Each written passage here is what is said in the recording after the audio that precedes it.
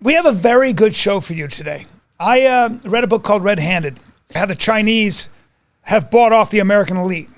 The theme of the book is basically has the Communist Party bought off the American aristocracy? And Peter Schweizer, who wrote a book called Red-Handed, does a very good job of basically making this argument. American companies have helped China with their facial recognition technology, with some of their weapons systems, because the money is too big to ignore. And then he talks about the Biden corruption scandal. You don't read about this much. You don't hear about this much nowadays because everybody's so concerned with Trump corruption. But believe me, when it comes to the Bidens, it seems there's enough corruption to go around. President Biden has had to face a number of trials and tribulations over the course of his presidency, and you could make the argument unlike any president that has come before him. Now, look, let's do a little quick history lesson. Teddy Roosevelt had to fight against the Spanish and against monopolies. FDR fought against the Nazis and the Japanese. Reagan fought against Russia. And if you're a liberal, you'd say the poor. But here's the thing. Biden, like those great men before him, has bravely stared down his own challenges. All right? The man, he's got a stutter. All right? Let's be honest. And maybe he just glitches, and maybe he died in 2017, and that's just an animatronic puppet. I don't know. I don't like making fun of people for their age, but he has had his battles with bicycles and anything in general that requires or where you have to contend with gravity. I'm not trying to be mean, but, he's had his issues with raised platforms. He's gone to war politically, fighting with Republicans across the aisle over the $75 billion, that's billion with a B, dollars given to Ukraine, and will likely be his most expensive battle lost. But we'll see. He's also had issues on the home front. He's gotten in the mat over Social Security budgets as people older than the hills, older than rocks, have had to advocate for one another, as well as the semiconductor spending, which should see the U.S. making their own computer chips in the next few years, centuries. How long is it going to take to get this computer chip business online?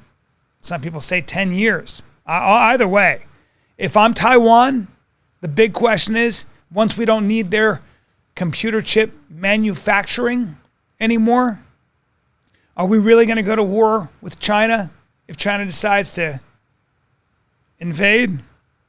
Man, if I was Taiwan right now, I'd be buying all the guns, all the rockets, all the torpedoes. Because remember, they are surrounded by a moat. But I would not be relying on America. Either way, I'll tell you this, though. Joe Biden's biggest battle, the Frazier to his Ali right now, is none other than his baby boy, Hunter.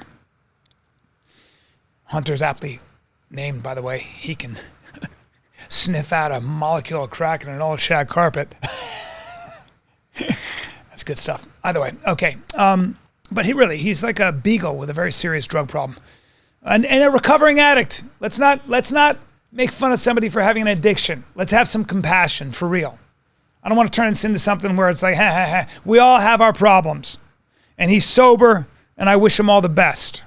All right? He's got enough problems as it is. But Hunter's lifestyle of the rich and famous makes Rick James look like Nancy Pelosi. You can make that argument. At least they're going to make that argument in court. Although when I say Nancy Pelosi, I should exclude Paul. That guy, he can party. I'm kidding. The guy with the hammer broke into his back window, and I hope that guy spends a long time in jail. And I hope Paul Pelosi is recovering. But speaking of Paul Pelosi, in this book, Red-Handed, Peter Schweizer does a very good job of asking some very important questions. Very important questions. You're going to get to these questions, man, when we see this. But let's not digress. Let's get back to Hunter. Hunter's drug use and criminality is so sloppy that even a legally blind man who owned a computer shop in Delaware was able to bust him.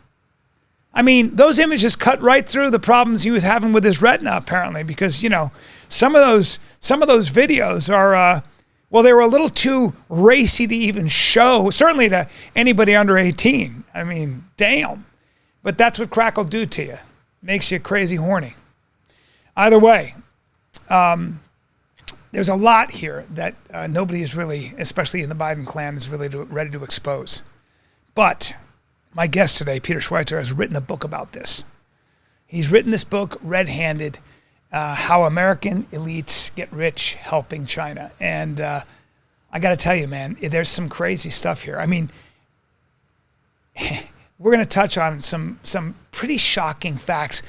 You know, he breaks down the fact that Silicon Valley, Capitol Hill, Wall Street are all in bed with China. Now, some of this is on the up and up. Some of this is just business, but not when it causes our power elites to scale back their criticism of China's human rights violations, etc. And he makes this very, very compelling argument. And it's true that our elites, look, according to the book, Mark Zuckerberg and his wife walked up to President Xi, Chairman Xi of China, the most powerful man in China, and said, will you do us the honor of naming our child? That's kind of crazy to me. Justin Trudeau, when asked what system of government he admired the most, apparently, according to this book, said the Chinese government, the Chinese system of government. I mean, you're going to find out that this book claims that the Biden family has taken over $30 million in bribes from the Chinese government. So to that, I ask one question. How can I start working for the Chinese? No, but seriously. Look, the Chinese Communist Party is a global threat to democracy. And the insinuation that our sitting president is in dealings with them is enraging and heartbreaking. Corruption, whether it's on the Republican side of the aisle or the Democratic side of the aisle, has to be exposed. It's got to be called out. And you cannot play favorites here. And I don't care if you're sympathetic to one candidate or the other. You got to call it for what it is. It's a threat to our democracy. The minute our institutions are compromised, we are in serious trouble, man. And I think that this book is, you know, it's an important book. And someone like Peter Schweizer, whether you agree with him or not, these voices are very important because someone like Peter has done the investigative work and written a book. I know most of us are too busy to read a book, but at least listen to this podcast and you'll get a sense of why reading books like this is important, why staying informed, and why holding on to the integrity of our institutions and rooting out corruption wherever it may be is critical to preserving the integrity of our democracy. So, I hope you enjoy this episode. Bryan Callen, this is his intro song. Bryan Callen, it's one hell of an intro song. His comedy is marvelous. He's a genius in world politics.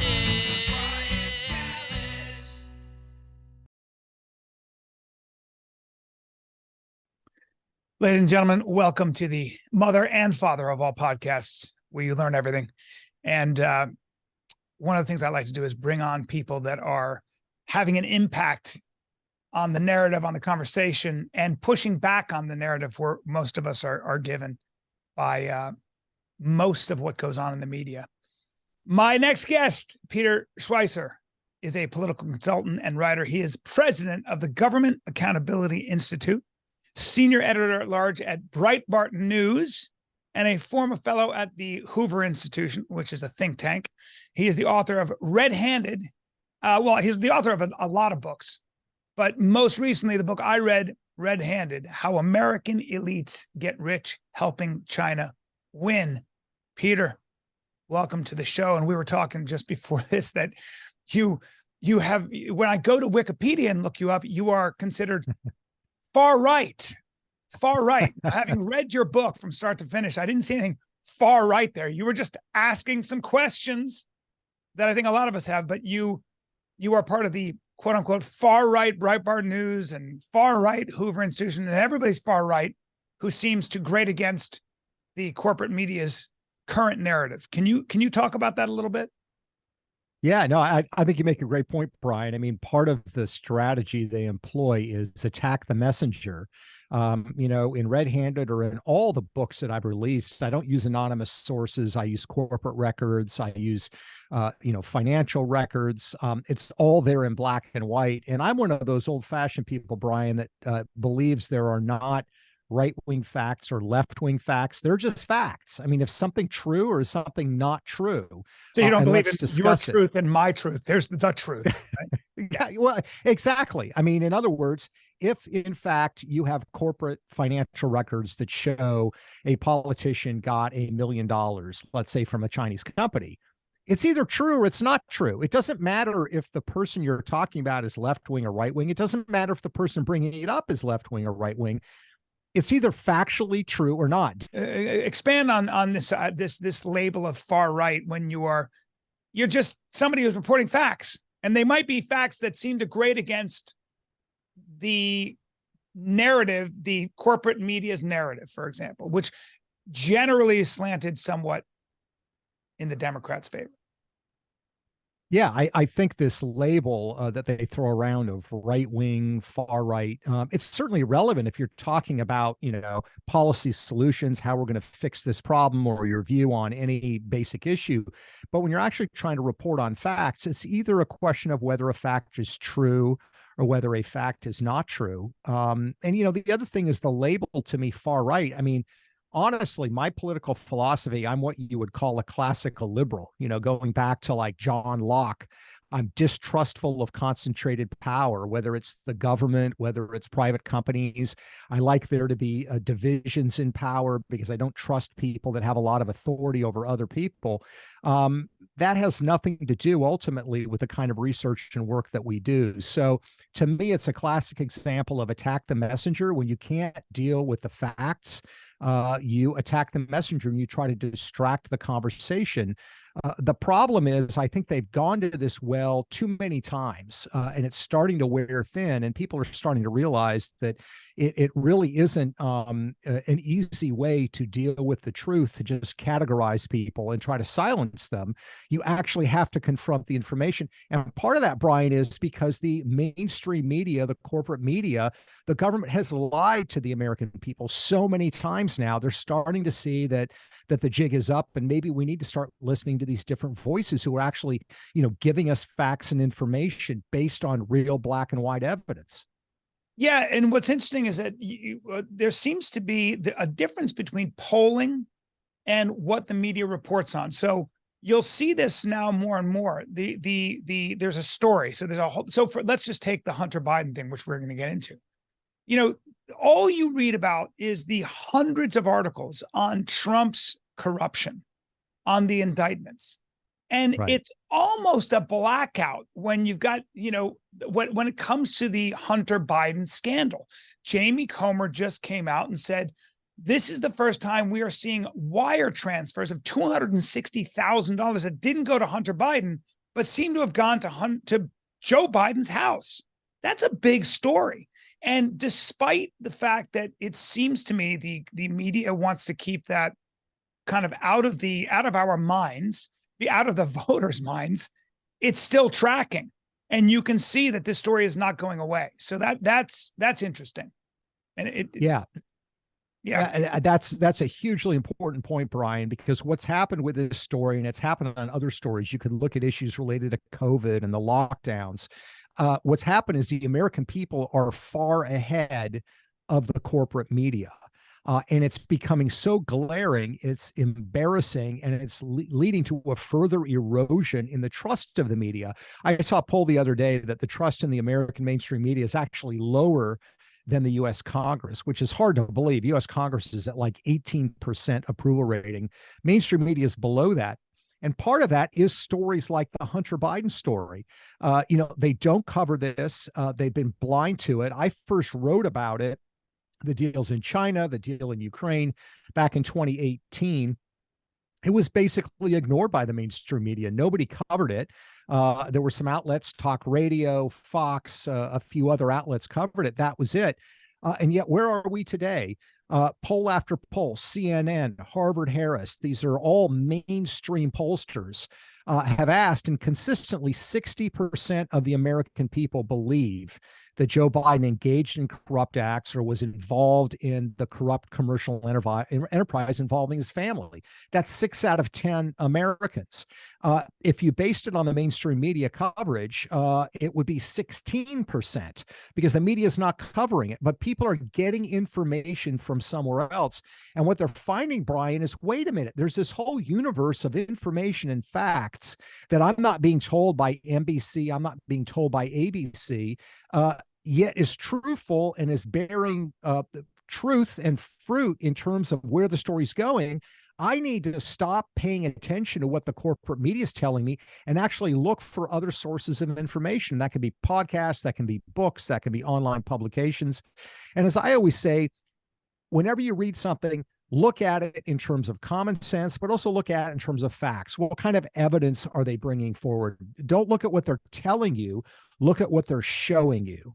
Look at them showing you the facts. And so the mainstream media, in my mind, on the Hunter Biden narrative and story are way, way, way behind. The American people have noticed it, and it's a further blemish on them. And the mainstream media is going to have to make this choice. Do they want to keep killing their reputation and their brand by protecting these powerful figures in Washington, D.C., or do they want to try to resurrect any faith that's left that the American people has in what they're doing by actually covering stories that run contrary to the prevailing DC narrative? And that's going to be a tough choice they're going to have to make, but it's going to determine, I would argue, the future of some of these news organizations. It's going to have to, because people always forget that CNN, Fox, whoever it is, they have shareholders. And if people stop watching and they can't sell as much advertising and those dividends go down, that there's going to be hell to pay. And like everything else, money talks, baby. And they have everyone in this in the corporate media has a big hole to climb out of, because as you said, nobody is listening. And the only way you get people to listen is by getting back to investigative journalism, which is the stuff that you do. And I want to talk about this book, Red Handed, because it came out a year ago. And, you know, obviously you were looking into this Hunter Biden, Joe Biden stuff a long time before I started hearing about it. And you do a painstaking job, a really interesting job of looking at how China, really the theme of the book, and correct me if I'm wrong, is that China has bought off the American aristocracy, or at least has certainly gotten their hands deep down their throat, you know? And so, and there's a lot of money to be made. Now, one could make the argument, you break it down, you talk about the Bidens, you talk about Trudeau, you talk about the Bushes, you talk about Capitol Hill, you talk about Silicon Valley. I mean, you got these crazy stories about how Mark Zuckerberg and his wife walked up to Xi at a party and asked Xi to name their child. It's like, whoa, bro, what's going on, guys? There's all this stuff, but you can understand it. When you've got that much money and you have to be a player, one of the scariest things is you outline essentially how Google and a lot of these companies are basically helping China with their surveillance technology, with keeping track of the Uyghurs, and also of figuring out how to make their military more competitive with American military, with the technology. And that was shocking to me. It was shocking to me. So bravo on that. I really do recommend the book. It's scary. Are you more optimistic though now, a year later, with where China is, with all their problems? Are you not as worried about the China threat in terms of how it influences America as you were a year ago? That's a great question. In some respects, you can be more optimistic because China has some, serious economic problems. They have a demographic problem. People in this repressive communist country, for some reason, don't want to have children, which seems to be a problem with repressive regimes. Cuba has the same problem. The Soviet Union had the same problem. So in that sense, you can say, 30 years from now, if trends continue, China is going to be less competitive than they are right now, where the trend lines are. We don't know if that's going to change. The question that we have to ask ourselves is this difficult circumstance that Beijing is in going to make them less aggressive or more aggressive? Are they going to become more desperate, given where the trend lines are going? And I'm not sure what the answer is there. But the real question here is, are we going to allow the trend lines in China that appear to be negative with the economic trouble, with the demographics, et cetera?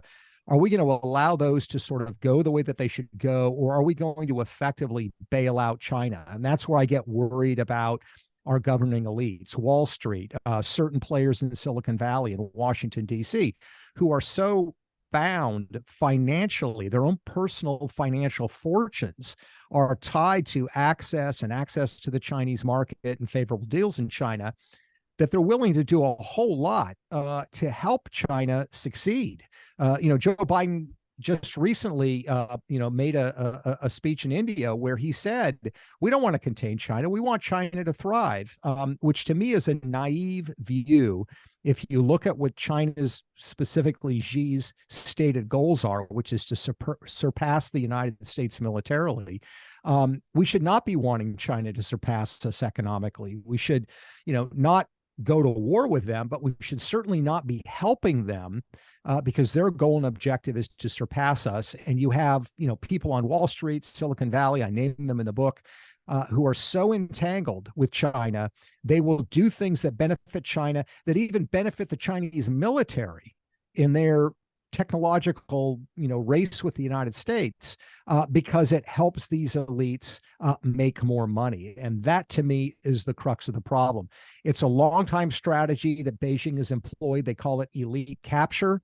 And it's a pretty genius idea, because essentially what it says is, we don't want to go toe-to-toe with a foreign country. We're just going to buy off their elites, and then we're going to kind of get the policies that we want from them. And you got to give them credit. It's worked pretty good so far. That's a very smart technique. It really is. The idea that we're going to, you talk about what I think you do a really good job of in the book is you kind of show how someone like Nancy Pelosi, who was, when she was younger, Nancy Pelosi was a badass. Nancy Pelosi went to Tiananmen Square. You talk about her unfurling a banner and in sort of basically saying, remember the people that were killed here.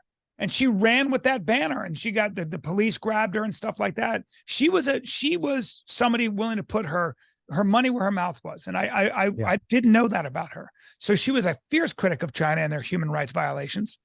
Then you kind of talk about how, as her husband got more and more enmeshed in the Chinese in Chinese interests, and the dollar signs started to talk, her criticism began to wane. She, in fact, even started to make excuses.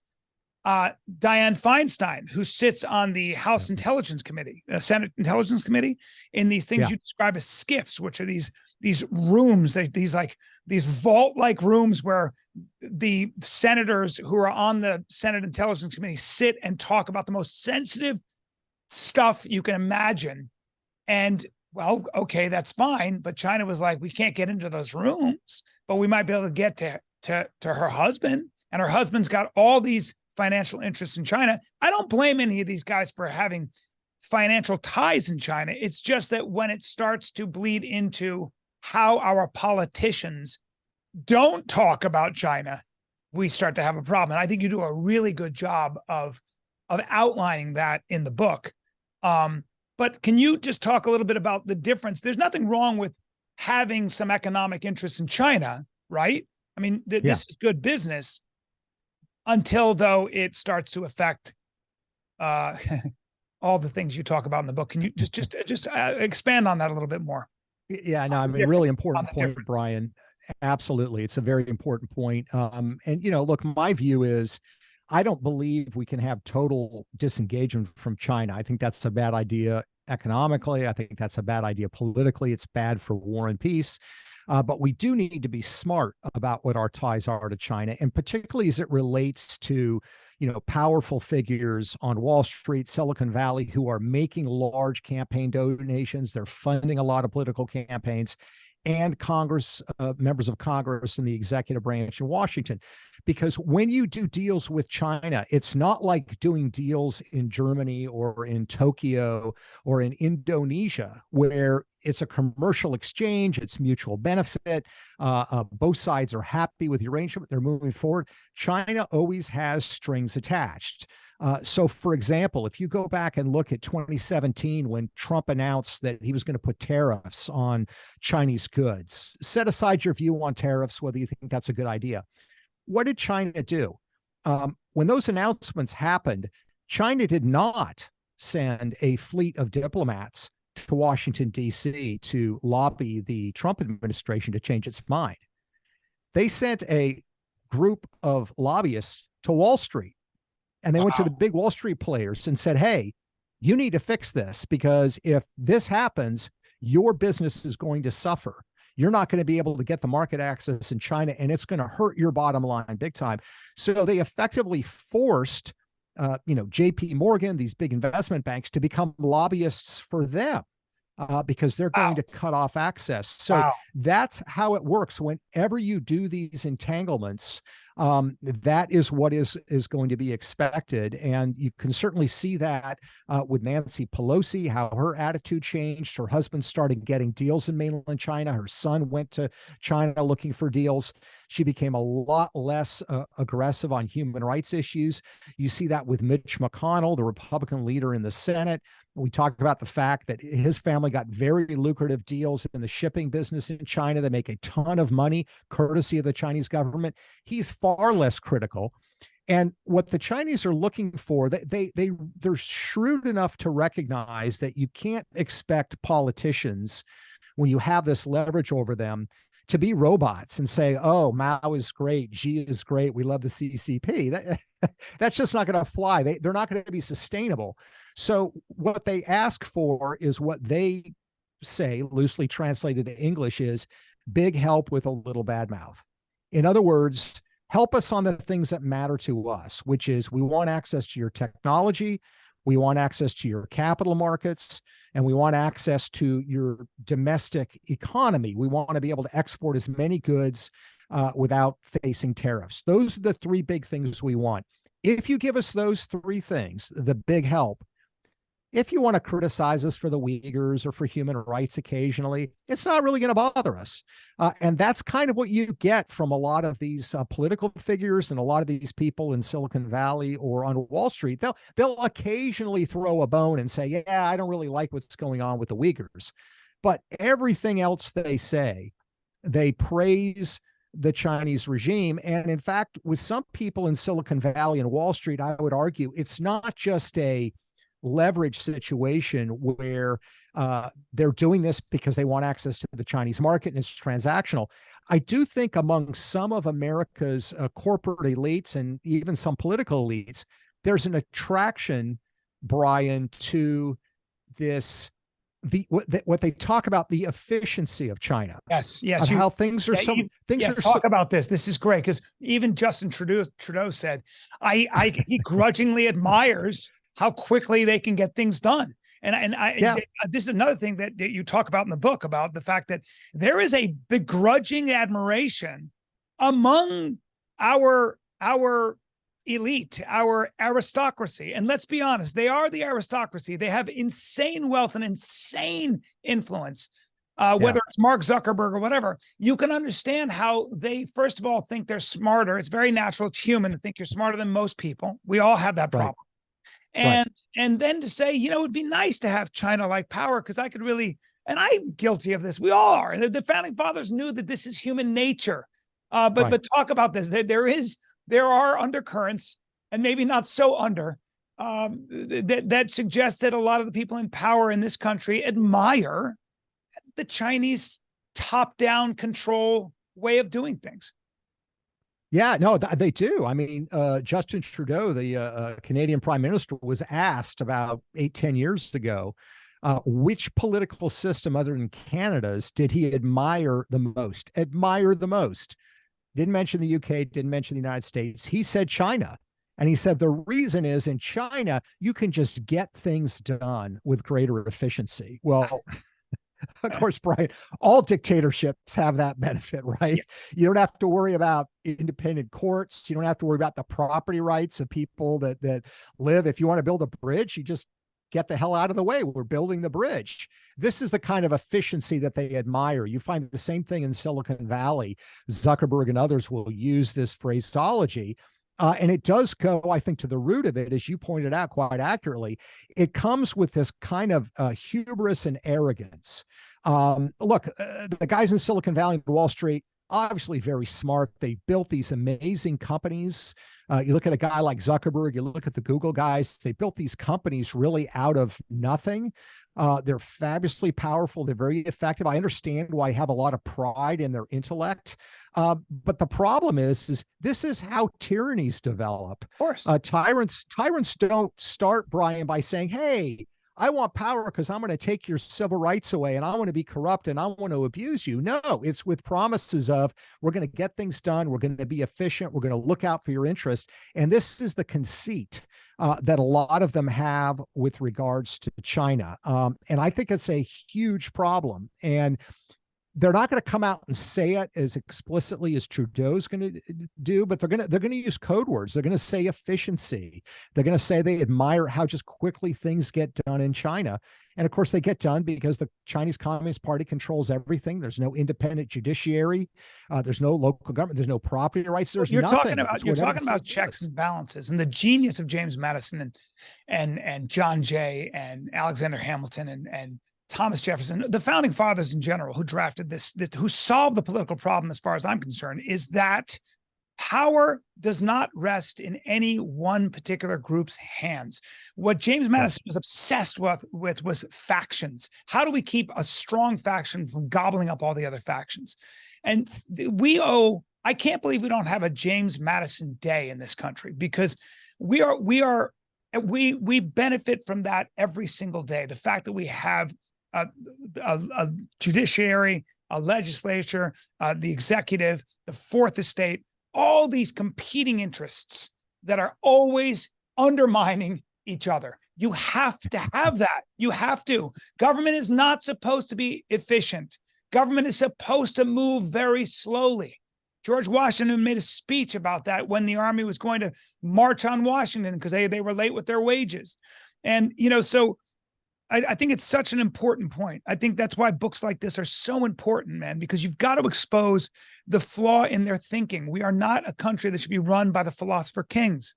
If you want that, then, go ahead and read the Republic, but it's ruined that way lies. And so, and you just do a good job of the fact of highlighting the fact, and very scary that there are a lot of people with a lot of power that have this grudging admiration. Just very quick anecdotal story about, I was doing a movie in Beijing, and it was a kid's movie about a talking dog. And I had to run down in the old city of Beijing. It was going to be a 4-day shoot. I was going to have to run down this Chinese guy who was a criminal. And it was a big chase. I'm jumping over water. I'm jumping into it. It was a crazy action thing. And I was going to do all my own stunts, which usually ends up to be a disaster, but leave it to my ego. And so I was going to apprehend this guy, take him to the ground, and I was a cop. When they got that script, when the Chinese government got that script, they said, there is not a shot you are going to have an American national take down a Chinese national in our country. We're not going to shoot that. That's not happening. So we had to rewrite the entire script. So my 2 weeks in Beijing turned out to be about 5 days in Beijing. By the way, thank God. Don't like that city. But it was really interesting, isn't it? It was just unbelievable. I was like, wow, and you talk about LeBron James, or you look at John Cena, who had to apologize for even mentioning Taiwan. If you are in Hollywood and you want your movies to sell, because all that matters is the Chinese market, you better toe the line. So money really does talk. It does. And it's leverage. And the point is, other countries are not as big as the Chinese market, but if the European Union got really mad about something, they could exert leverage on Hollywood, but they don't. Hmm. because they don't view that's the role of government in civic society. But China doesn't have that view, and this notion of efficiency you were talking about, I think, is just so important, because the history of humankind is one in which an elite that seizes power, and that elite can sometimes grow from the common people. You could have a Hitler-like figure who was a pretty common guy who rises to power, but human history is filled with the stories of big leaders who, in the name of efficiency or in the name of the people or any other lofty goal, want to strip you of your rights and take your rights away. And it's very seductive. And you would think that our elites would be smart enough to see it. Maybe they are smart enough to see Well, it. they don't. But They'd have to read history, though, Peter. So right, they'd have to read history, and by the way, they would also have to ignore their own pocketbook. I think it's the combination of the few. It's the naivete and the arrogance they have of themselves and this top-down model, but it's also the amount of money that is at stake. And I don't know how we are going to get our biggest challenge, I think, in shaping a good policy towards China that doesn't lead to war, but also addresses these underlying issues. The biggest challenge is not China. The biggest challenge is our own elites, who are going to be leaned on and put pressure on.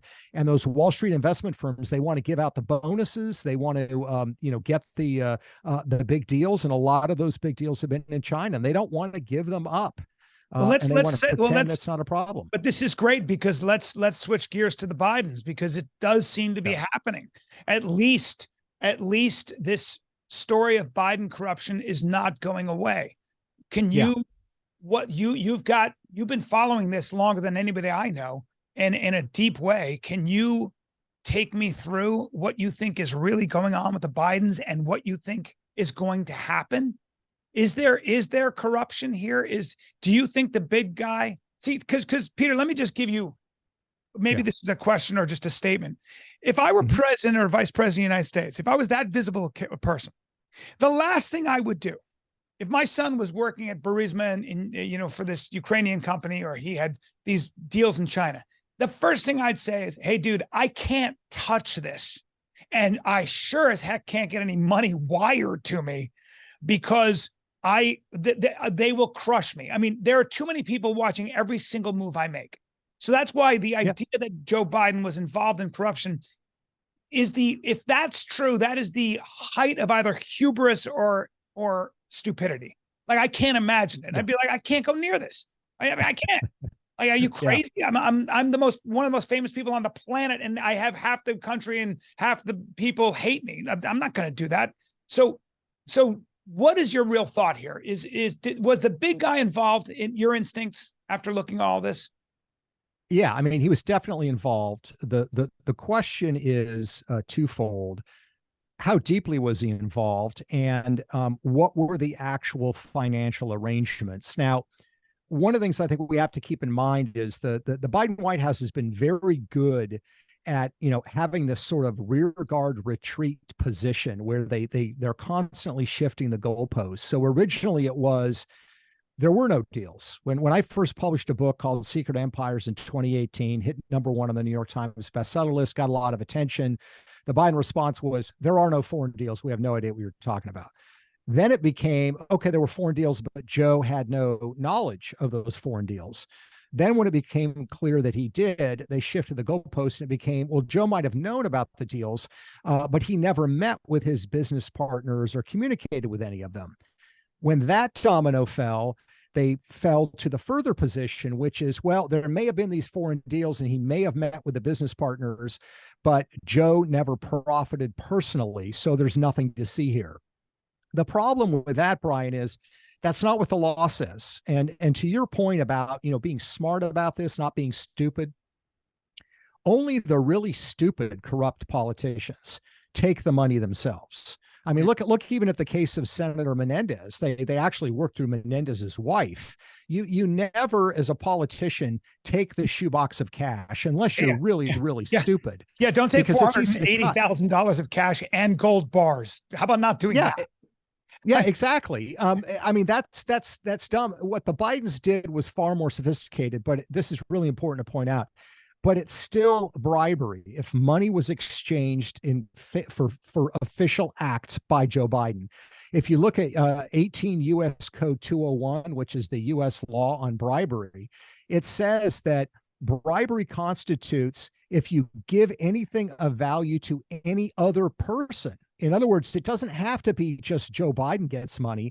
If a family member got paid and he took an act that was beneficial to the person doing the paying, if Joe Biden's chief of staff got paid, that constitutes bribery. So I think we have to realize that they're shifting the goalposts to say only if if you can show Joe Biden got one of those big, cardboard checks like they give out to the lottery, only if you can show that is there corruption. That's simply not the case. And when you look at the pattern of behavior, it's very, very clear that this needs serious investigation. Just give me like 2 minutes on the Burisma case, this Ukrainian energy company. Spring of 2014, Hunter Biden gets a $1 million a year gig from Burisma. His dad knows about it. Nobody disputes that. His dad now knows he's being paid by Burisma.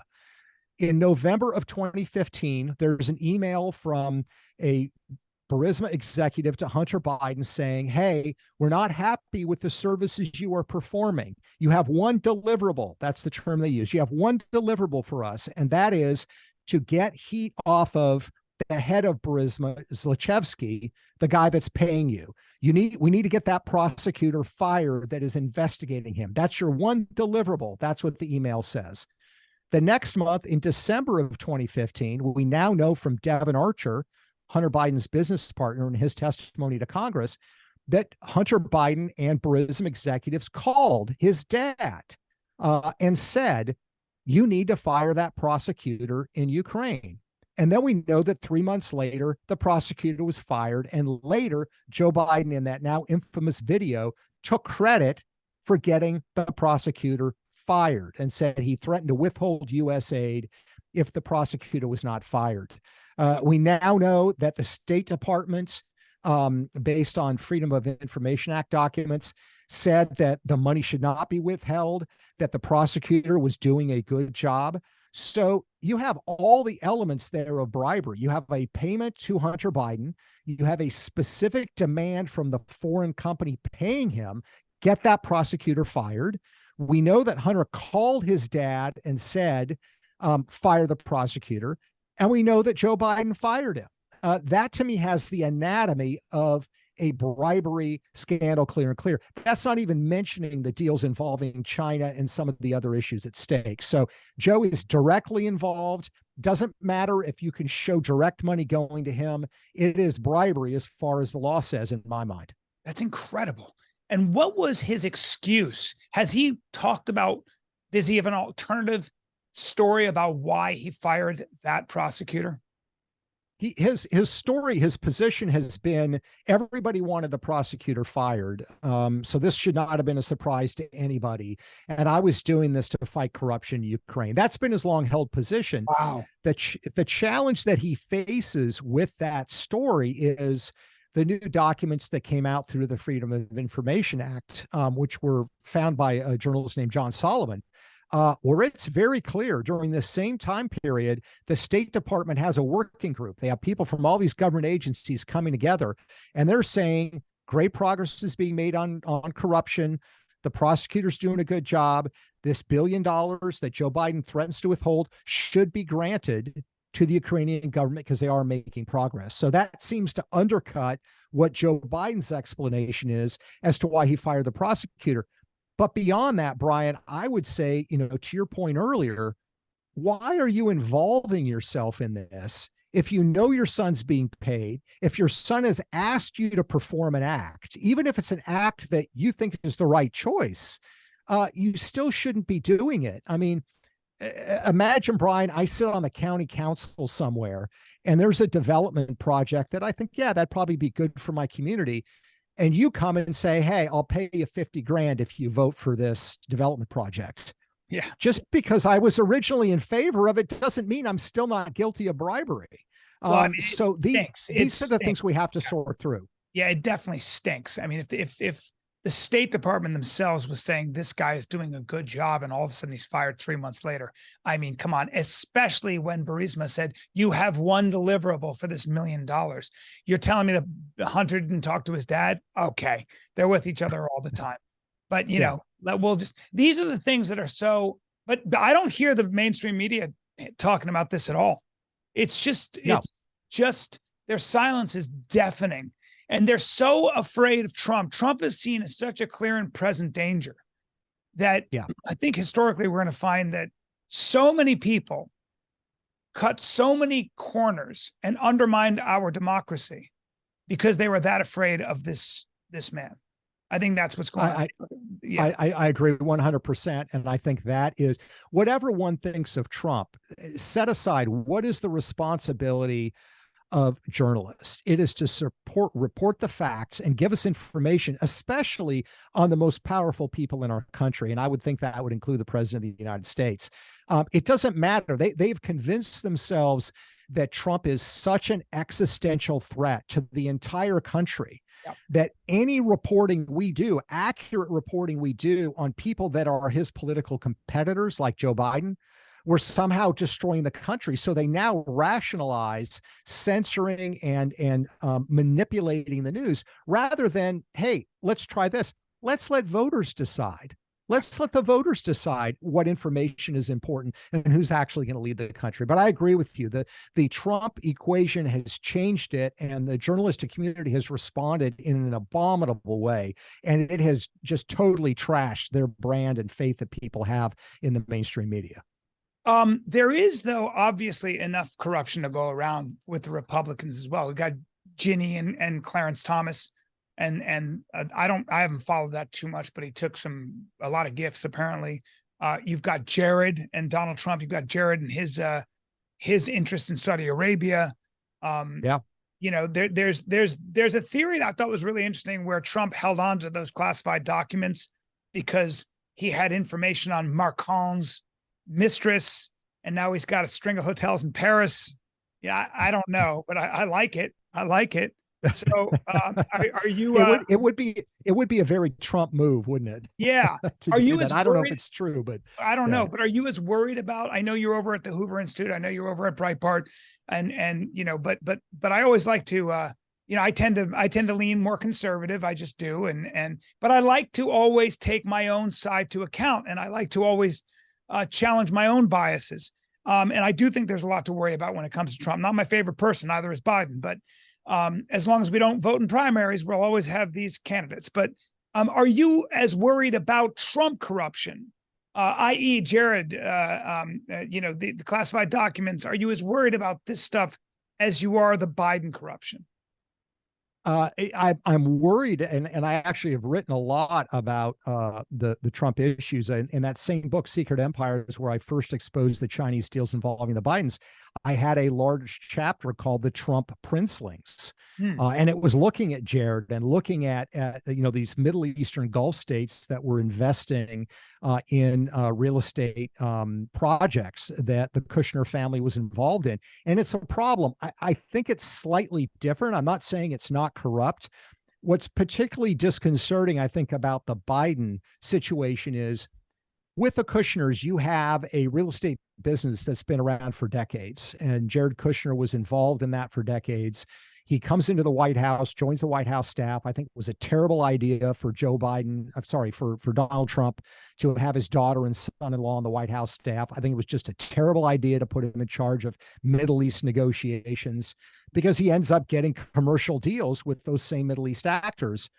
But that said, at least those Middle Eastern states are investing in an actual building. And you can look and say, did they overpay? Did they give favorable terms to the Kushners? All legitimate questions, and I have concerns about them. The problem with the Bidens is there's no buildings. There's no business. There's nothing. I mean, you look at those Rosemont Seneca partners, they bring zero to the table. And in the case of China, for example, you have these 3 or 4 Chinese businessmen, I'll focus on 3 of them, who sent the Bidens some $31 million. And for the life of me, I can't figure out what that money was for. There's no underlying business. Hunter Biden described some of it, 5 million of it, I believe, as good faith seed money. I don't know what good faith seed money is. I imagine, Brian, if I gave you good faith seed money for a business, you'd probably keep it in the business. This money just got circulated to Biden family members. So well, it might have been for painting supplies and his easel. But to my point is with the Bidens, it's so obvious and glaring. There's no business there. They're not bringing anything to the table. You mean Hunter Biden didn't know a lot about energy when he was working for Burisma? Like, that's, you know what I mean? It is. It's glaring. It's just glaring. Right. Like, yeah. I don't even blame Hunter for taking advantage of his name. Like, I could live with that, where if Hunter was like taking advantage of his name and he's like, yeah, I'll talk to my dad. Give me $11 million that I won't pay taxes on. That is something I can understand, the way Jared did and these people do. I mean, you're in a position, you can get a lot of foreign money. It's when you are actually when your father is actually getting involved and doing your bidding. That's corruption, like you said. And 100%. I agree 100%. The only way to avoid that is, I guess, bar family members from. It's a tough one, though. Yeah, and look, I mean, what the White House has tried to say is, when Hunter would call with business associates and talk to his dad, the White House was like, well, what's he supposed to do? Not take a call from his son? And I'm thinking, first of all, his son is like, in his mid 40s at this point. It's not like an 18-year-old kid calling from a college dorm. But as you kind of alluded to earlier, it's really kind of simple. I mean, you can tell your kids, if you're president of the United States, I love you, son. Call me whenever you want. Call me at 3 a.m. if you need to talk. But do not call me when you've got a business associate on the line, because I just can't be involved in. You can say that to your adult children, and it's not a problem. But Joe Biden didn't. Yeah. Joe Biden has a history of lying. Like a lot of politicians, and just blatant lies. Back in the day, before the internet was around, you could say anything, and that's one of the good things. There's some bad things about the internet, but one of the good things is you really can't necessarily get away with it. Do you think? So where do you think this goes? What happens to Joe Biden? There's a lot of questions. Is Trump going to end up in jail? A lot of these indictments are a bit bogus when you're hitting him with a RICO Act and all that stuff. I mean, I don't know. My guess is they're like, hit him with everything just so he has to spend all his money on lawyers. Giuliani's probably going to go bankrupt with this stuff. I'm very uncomfortable with doing this to our political leaders. When you have very ambitious and creative DAs coming up with 1,000 ways to, we can talk about that. But there seems to be a there when it comes to the Bidens, as you just said. What is your prediction? What's going to happen? Well, Brian, I think that there's a couple of scenarios. I think personally the most likely one is that the House continues its investigation. I think this move to an impeachment inquiry is important. So there's obviously got to be a separate vote about whether he's even impeached, and that should be based on the evidence that they present. But I think they're going to find a lot more stuff. And by having this new power with an impeachment inquiry, they should be getting information a lot more quickly, because the Biden administration has slow walked a lot of the requests that Congress has made for emails. You've got all these emails, apparently thousands of them, where Joe Biden was using a pseudonym to back channel communication with his son related to Ukraine and other issues. I think that evidence is going to mount. I think that Democrats are concerned about the investigation. They are concerned about Joe Biden's age and the fact that the poll numbers don't look really good right now. I think there's going to be an aggressive push within the party among the financial class to have Joe announce that he's not seeking re-election in 2024. That, I think, is the most likely scenario. I think if that happens, Congress still has a responsibility to investigate this. I've said from the beginning, whatever happens, whether there's prosecution, non-prosecution, guilty, not guilty, the American people need to know the full extent of these ties. Because if there's one thing we know about how DC works, Brian, If these guys, meaning the political class in DC, figure out a way to self-enrich and get away with it, everybody's going to start doing it. That's and right. you're suddenly going to have the Secretary of Defense in the next administration, his kid's going to set up some consultancy and start taking money from the Chinese. That's what's going to happen. So we have got to expose this and get it out. I think that's the most likely scenario. I do think if he stays in the 2024 race, I think it is increasingly likely that he is actually going to be impeached, meaning there is going to be a trial. I don't think the politics of the Senate mean that he's going to be convicted, but I do think that the American people are going to be startled by the extent of the evidence. As I said earlier, you've already got 6 in 10 Americans, based on all these mainstream polls, saying he engaged in corrupt behavior, and they're concerned about it. Those numbers are only going to go up. Wow. We just don't want to go numb to this. We don't want, as Americans, to say everybody's corrupt. I hate that. You've got to expose it. You know, you've got to expose it. Our institutions are everything. This is why the FBI, who lost some credibility, you know, with James Comey and that kind of behavior, this has got to be talked about. It's got to be uprooted. It's got to be exposed. The media's got to do their job. They've got to handle the Biden corruption and Hunter Biden's behavior the way they're doing to Trump. It's got to be fair play here. Otherwise, they're just going to keep losing their credibility. Well, and let me just, I want to jump on something you said, because it's so important. I think we've got to underline it. This statement that I hear a lot, like, well, everybody's corrupt and kind of disengaged and there's nothing we can do. That's exactly what these sons of bitches want. This is exactly what the corrupt leaders in DC want. They want people that care about this stuff to think there's no hope. Let's get disengaged. Who cares? Because that leaves the field of play to them and the cronies that are going to get enriched when they get into power. So I just tell people, if you do anything, don't do that. Don't buy the line. There are good people on both sides of the aisle. You may agree with them or disagree with them politically. There are clean people on both sides of the aisle. And this is a fight that you have to be in.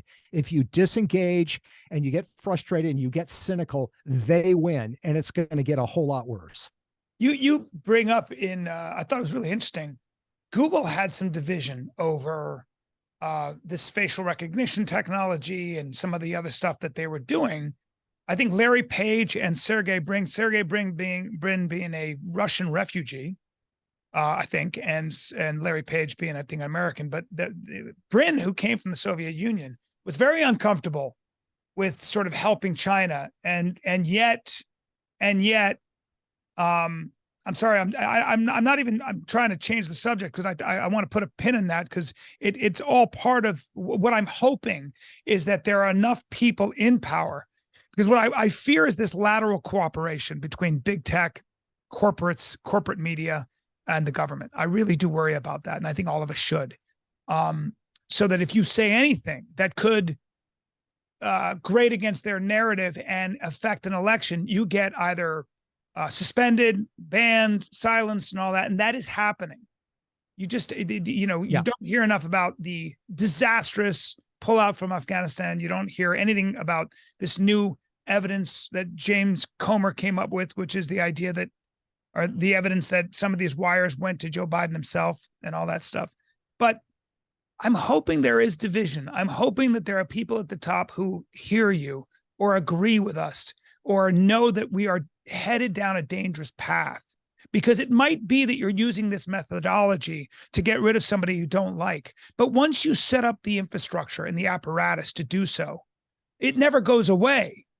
And so now what happens is you have this unaccountable, invisible power structure that can do whatever they want. And so, there's some corruption here, but the news cycle is 24 hours and let's just let it play its thing and people will forget.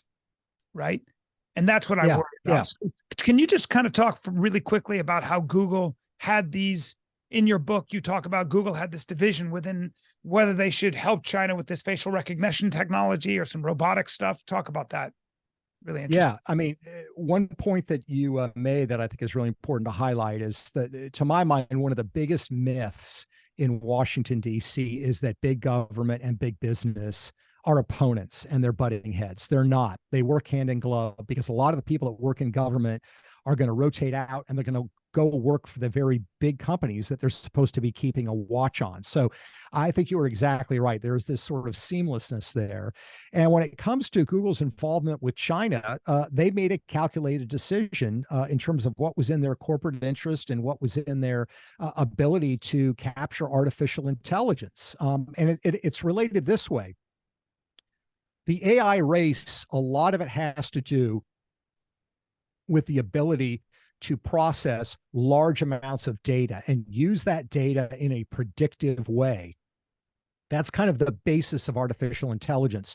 So it's an arms race. The more data you have, the stronger your AI capabilities are going to be, assuming you have somewhat similar designs.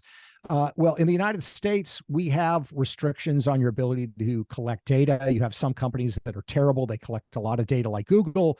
You have some like Apple that are slightly better, but there are actual constraints on the information that can be collected. In China, there are none. It's a totalitarian state, and the government is going to set up a social credit system. They're going to take facial recognition of everybody. They're going to collect as much data as possible and use it for the power of the state. So when Google decided to get involved in artificial intelligence research in China, which I think was a terrible idea to begin with, they were confronted with this dilemma that China is using AI to create facial recognition technologies, voice recognition technologies that allow them to control the populations in Tibet, control the Uyghurs, control religious minorities within their own borders.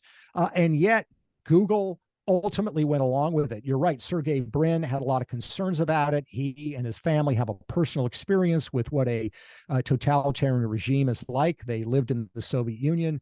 But Google eventually sided with Beijing because, again, if they want to win this AI race, the way you win it is by getting gobs and gobs and gobs of data. That's going to make your AI function better. It's the fuel that drives an AI system.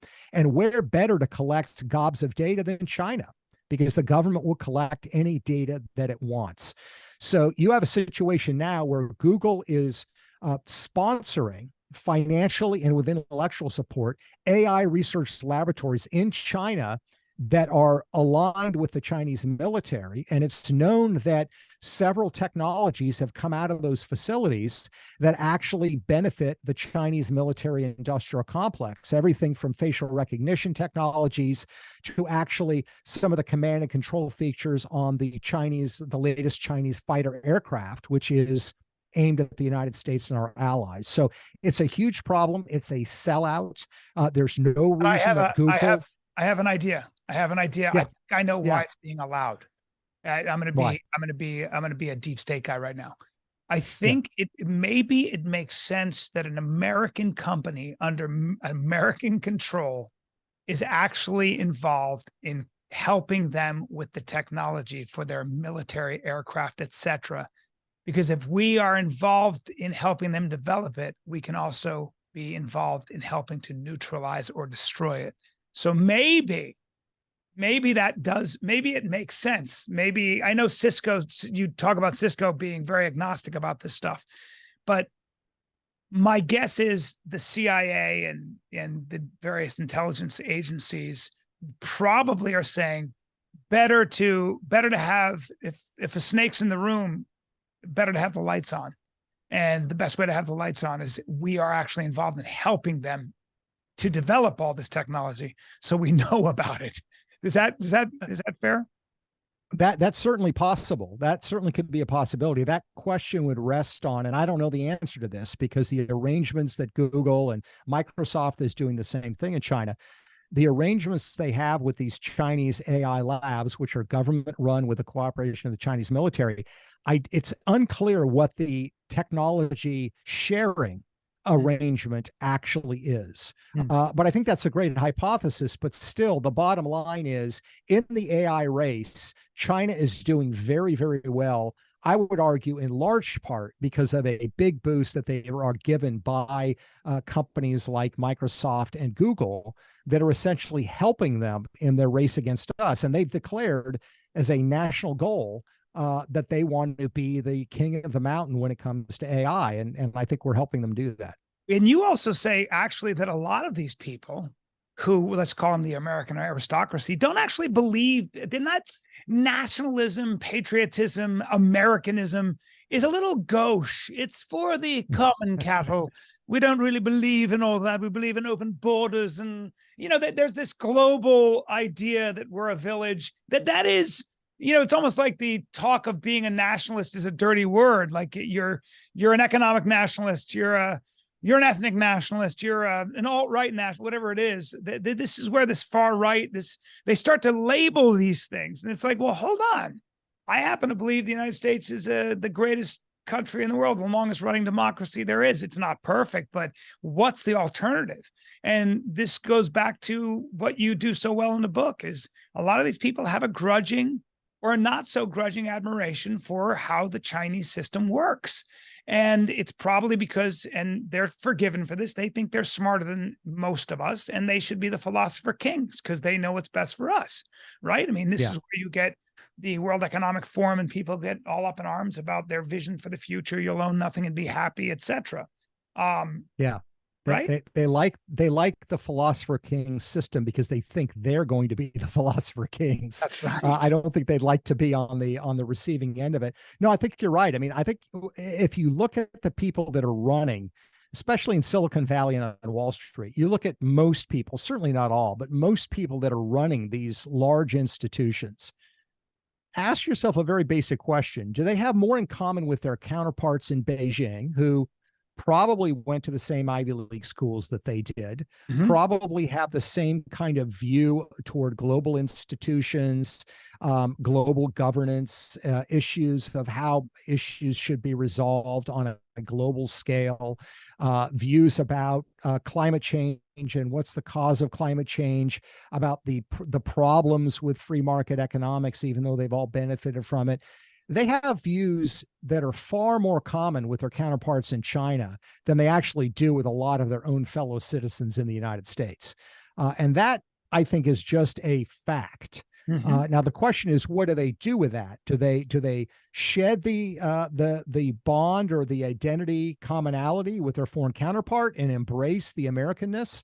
Some of them do, but I think a lot of them don't. And that is a huge problem because, let's face it, you can look at the brilliance of all these founders of these tech companies and these financial entities. They thrived because they were part of an American free market law-based society that allowed them to build those institutions in a way where they weren't under threat from having it stolen by government officials. That doesn't exist in a lot of places in the world. So, you'd like them to be more patriotic and respectful and understanding of their country, rather than bonding with these foreign elites. Amen to that. And you do a great job of showing, like, I think it was Yoel Roth. Was it in your book where you talk about he just was so, clearly exposed as this elite insider, the way he was talking. He was in charge of Twitter's safety and integrity commission, which sounds so Soviet to me. If you're my age, my God, it's like, dude, anytime you have a committee, I get so nervous if it's, well, our committee has decided after our review, oh God, this anonymous committee. I mean, if it's a Pulitzer committee, that's one thing, but if it's the safety and integrity committee of Twitter, right. But I mean, you can hear it when they get exposed, man, boy, do they sound arrogant and like they know better. And this is a government of the people, by the people, and for the people. I think you do a great job, man. And I think your voice is important. I hope you keep writing. I want to put you on a spot and ask you, if Joe Biden doesn't run, who do you think replaces him? I think Kamala Harris is a non-starter. I think they recognize that. My bet would be Gavin Newsom, the governor of California. Think about this. The finance chair for the Joe Biden presidential campaign is the same finance chair that Barack Obama had. He's the biggest money man in the Democratic Party. That's Jeffrey Katzenberg, the Hollywood titan. Jeffrey Katzenberg is very, very close to Gavin Newsom. So it's not difficult to see the plug being pulled on Joe Biden, and they plug it in for Gavin Newsom. And despite Gavin Newsom having said recently, "Oh, I'm not going to run. I would never run against Kamala," when the people call your name, when the people beckon and demand that you run, Yep. gosh, I guess I'm going to have to I would do it. We all would. It's very hard not to. It's like, you guys want me? I guess. I'd love it.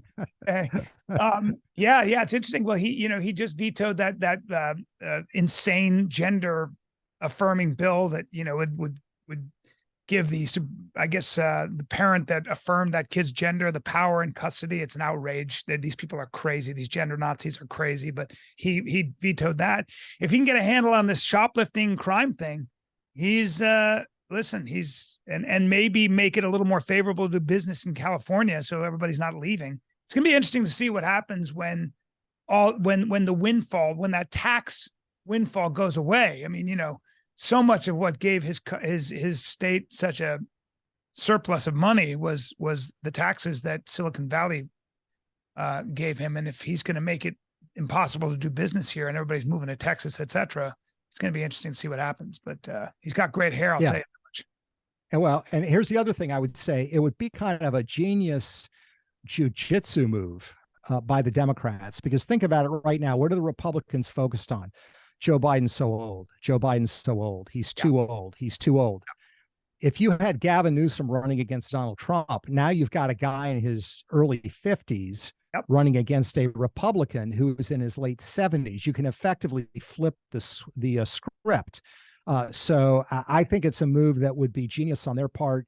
I certainly think Gavin Newsom has a lot of problems as leader. I don't agree with his policies, but I think he's a pretty good campaigner, and I think it would change the dynamic pretty quickly. He's gonna debate Ron DeSantis, which I think is another move he's got to do. He doesn't strike me as a very confident guy, but let's see. I want to see. I'm very curious. I'm very interested to see him defend his policies and what he's done in California, and it's going to be very interesting. So I think our democracy in many ways is alive and well because at least all of us are interested and the stakes are high. So I hope we're not too muted, but listen, I really appreciate you taking the hour to talk to us because it was a learning experience for me, and I look forward to your next book. And you are welcome on this podcast anytime. I'm going to clip this up with all these tasty nuggets and put it on YouTube and anywhere else anybody will listen. And hopefully a lot of people will get some eyeballs on this, but I really appreciate it. What are you working on? Last question. What are you working on currently? Because I know you're working on a book always. Yeah. Always working on a book. I grew up reading books, loving books. I've got a book coming out in February of next year. I can't talk about it yet, but I'd love to come back on the podcast and talk to you about it when it does come out. Of course. And I appreciate just great questions and comments. I love it when I have a conversation with somebody who's, read some of the material, who's read through the book. So I've really enjoyed being on with you. Thanks for having me. You're welcome. Do you recommend, besides, you mentioned your last book, Secret Empires? Is that what it was? Last book, Secret Empires is 2018. Yes. And then I had another one called Profiles in Corruption that also hit #1 on the list in 2020. Damn. So 2 New York Times bestsellers, maybe 3, right? It's not bad. Yeah. I've had 3 #1s and 7 books on the list so far. I mean, people need to know how hard that is when you're writing about stuff like that grates, because the New York Times tends to not necessarily like to highlight a book that kind of grates against the things they report on or don't report on. So for you to be on the New York Times #1 bestseller list 3 times in a row, that's a big deal. That means your book was undeniable and people wanted to read it. So you're doing something right, my friend. I appreciate it. Really exciting. Well, thanks, Bryan, for having me. You got it. Have a great one. We'll stay in touch and do me a favor and send me through your people your email so I can stay in touch with you. And absolutely. I have other people that would probably like to have you on their podcast that have a big reach. So let's get going. Awesome. Thank you, my brother. Good to hear your voice. Okay. Take care.